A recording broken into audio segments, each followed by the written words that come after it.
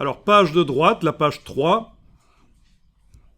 Vous avez aussi une lettrine qui est inaccessible, je veux dire, quand on sélectionne avec l'outil texte le premier caractère, ça ne nous indique pas qu'elle utilise le style grande lettrine, style imbriqué. C'est parce que je le sais qu'elle utilise ce style-là. Je vous le dis. Mais ça, normalement, en sélectionnant un mot qui utilise un style de caractère, ça devrait le mettre en surbrillance. Mais ce n'est pas le cas, mais c'est parce que ça vient aussi du style de paragraphe. On va tester ça. En fait, il n'y a pas de style de paragraphe. Pas encore. Je vous explique.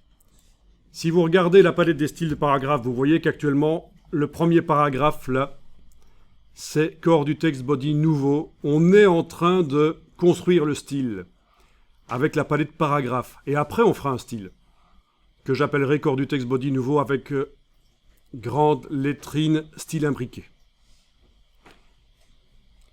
Donc vous comprenez, on a démarré d'un paragraphe comme celui qui est là juste en dessous, corps du texte body nouveau, et on a fait quelque chose avec la palette paragraphe. On a indiqué que la première lettre doit subir le style de caractère grande lettrine style imbriqué. On va aller voir comment ça a été fait. Vous avez le curseur qui clignote dans le bloc là, dans le paragraphe je veux dire, oui. Vous allez dans la palette paragraphe, menu texte paragraphe.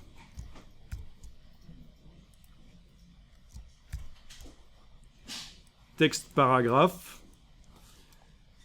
Vous allez dans le menu de la palette paragraphe.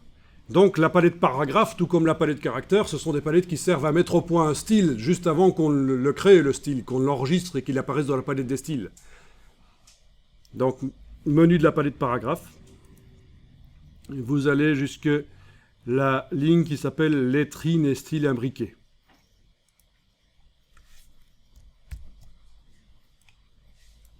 Voilà.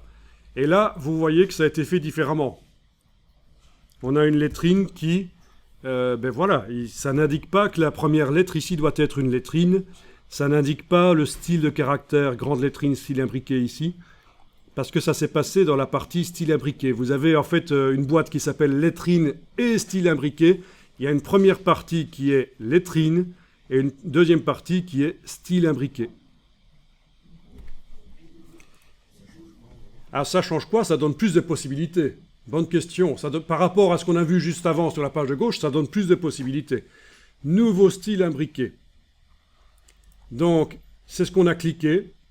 Si vous voulez vous cliquer, vous allez en ajouter un deuxième de style imbriqué, mais pour l'instant, il n'y en a pas besoin. On va le supprimer, celui que vous venez de mettre. Supprimer. Donc, ce qu'on a fait, c'est un style imbriqué. Ça veut dire un style de caractère qui est inscrit dans le style de paragraphe, qui va être inscrit dans le style de paragraphe. Le style, c'est grande lettrine, style imbriqué, comme vous voyez là, qui s'applique sur un caractère. Ben, c'est exactement ce qu'il fait. Quand vous avez vu ça, vous pouvez cliquer sur OK. Vous avez donc le style de caractère qui s'applique sur la première lettre, parce que c'est indiqué comme ça dans le menu ici, lettrine et style imbriqué.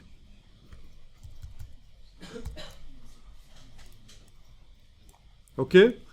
Donc, le paragraphe, je peux juger que, voilà, il est pas mal. J'ai fait le boulot. Je vais en faire un style de paragraphe. Allons dans la palette style de paragraphe. Vous avez le curseur qui clignote n'importe où dans ce paragraphe. Vous allez demander ici nouveau style de paragraphe. Dans le menu de la palette style de paragraphe, nouveau style de paragraphe.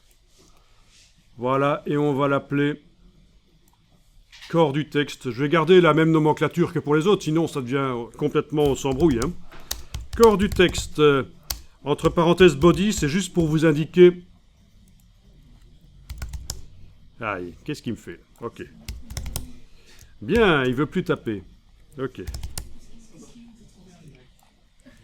Ok. Je recommence. Corps du texte, entre parenthèses, body. C'est juste le mot body que j'ai mis entre parenthèses pour indiquer que si vous êtes un jour dans la version anglaise ou vous travaillez avec des anglais, le body text, c'est le texte principal d'un document. C'est ce qu'on appelle aussi en français le corps du texte. Voilà. C'est juste pour ça que j'ai mis body, hein. Évidemment, les noms, c'est arbitraire ici. Nouveau, parce qu'il y avait une ancienne version et on s'en est débarrassé.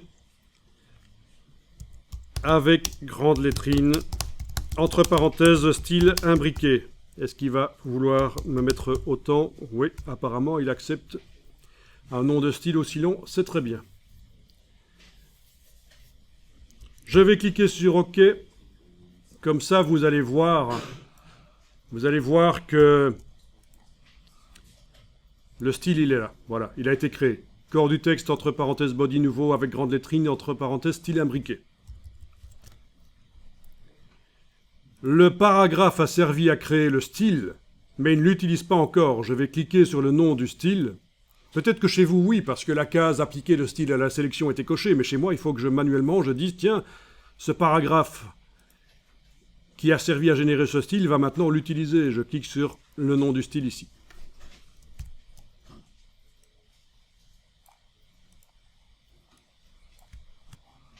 Alors, on va enregistrer le document dans le dossier que vous avez téléchargé. On va changer le nom ici.